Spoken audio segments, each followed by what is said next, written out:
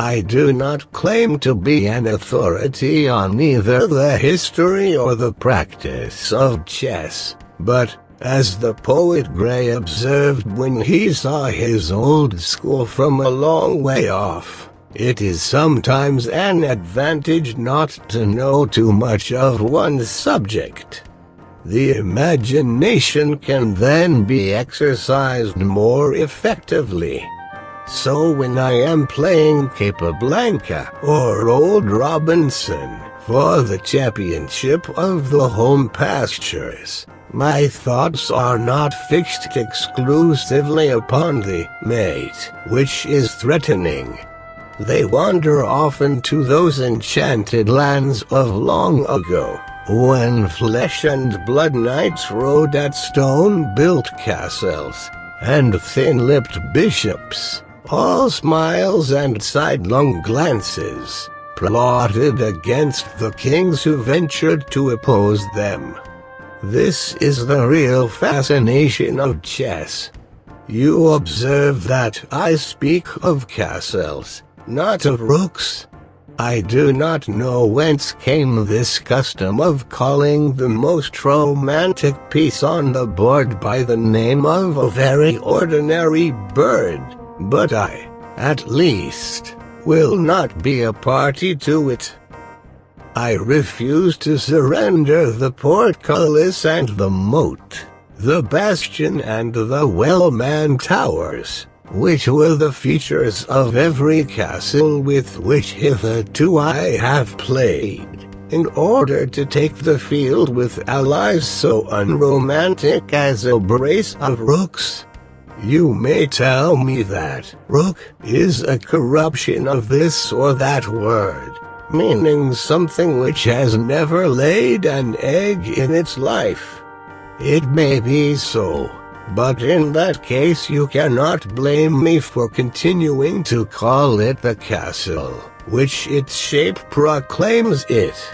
Knowing nothing of the origin of the game, I can tell myself stories about it. That it was invented by a woman is obvious, for why else should the queen be the most powerful piece of them all? She lived, this woman, in a priest-ridden land, but she had no love for the church. Neither bland white bishop, nor crooked smiling black bishop did she love. That is why she made them move sideways. Yet she could not deny them their power. They were as powerful as the gallant young knight who rode past her window singing to battle, where he swooped upon the enemy impetuously from this side and that, heedless of the obstacles in the way, or worked two of them into such a position that, though one might escape, the other was doomed to bite the dust. Yet the bishop, man of peace though he proclaimed himself, was as powerful as he, but not so powerful as a baron in his well-fortified castle.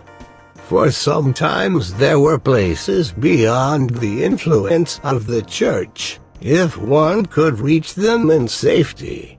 Though when the church hunted in couples, the king's priest and the queen's priest out together, then there was no certain refuge, and one must sally upon them bravely and run the risk of being excommunicated. No, she did not love the church. Sometimes I think that she was herself a queen, who had suffered at the hands of the bishops. And, just as you or I put our enemies into a book, thereby gaining much private satisfaction even though they do not recognize themselves, so she made a game of her enemies, and enjoyed her revenge in secret. But if she were a queen, then she was a queen mother, and the king was not her husband but her little son. This would account for the perpetual intrigues against him, and the fact that he was so powerless to aid himself. Probably the enemy was too strong for him in the end, and he and his mother were taken into captivity together. It was in prison that she invented the royal game. The young king amused himself by carving out the first rough pieces. But was she a queen? Sometimes I think that I have the story wrong. For what queen in those days would have assented to a proposition so democratic as that a man-at-arms, a pawn, in the language of the unromantic, could rise by his own exertions to the dignity of royalty itself? But if she were a waiting maid in love with the king's own man-at-arms, then it would be natural that she should set no limit to her ambitions for him. The man-at-arms crowned would be in keeping with her most secret dreams. These are the things of which I think when I push my king's man-at-arms 2 leagues forward. A game of chess is a romance sport when it is described in that dull official notation, P to K4 KT to KB3. A story should be woven around it. One of these days, perhaps, I shall tell the story of my latest defeat. Lewis Carroll had some such intention when he began Alice Through the Looking Glass, but he went at it half-heartedly. Besides, being a clergyman and writing as he did for children, he was handicapped. He dared not introduce the bishops. I shall have no such fears, and my story will be serious. Consider for a moment the romance which underlies the most ordinary game. You push out the king's pawn, and your opponent does the same. It is plain, is it not, that these are the heralds, meeting at the borderline between the 2 kingdoms Ivoria and Ebonia, let us say. There I have my first chapter, the history of the dispute, the challenge by Ivoria, the acceptance of the challenge by Ebonia. Chapter 2 describes the sallying forth of the knights, knight to KB3. Knight to QB3. In the next chapter the bishop gains the queen's ear and suggests that he should take the field. He is no fighter, but he has the knack of excommunicating. The queen, a young and beautiful widow, with an infant son, consents bishop to QB4, and set about removing her child to a place of safety.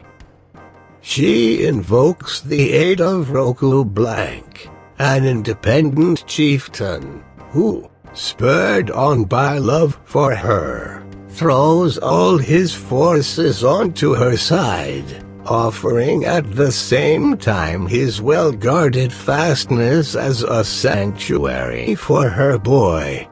Castles. Then the queen musters all her own troops and leads them into battle by the side of the Baron Roku Blank. But I must not tell you the whole story now. You can imagine for yourself some of the more exciting things which happen. You can picture, for instance, that vivid chapter in which the young king, at a moment when his very life is threatened by an Ebonian baron, is saved by the self-sacrifices of Roku Blank, who hurls himself in front of the royal youth's person, and himself falls a victim, to be avenged immediately by a watchful man-at-arms. You can follow, if you will, the farther adventures of that man-at-arms, up to that last chapter when he marries the still beautiful queen, and henceforward acts in her name, taking upon himself a power similar to her own. In fact, you can write the book yourself. But if you do not care to do this, let me beg you at least to bring a little imagination to the next game which you play. Then whether you win or, as is more likely, you lose, you will at least be worthy of the game of kings.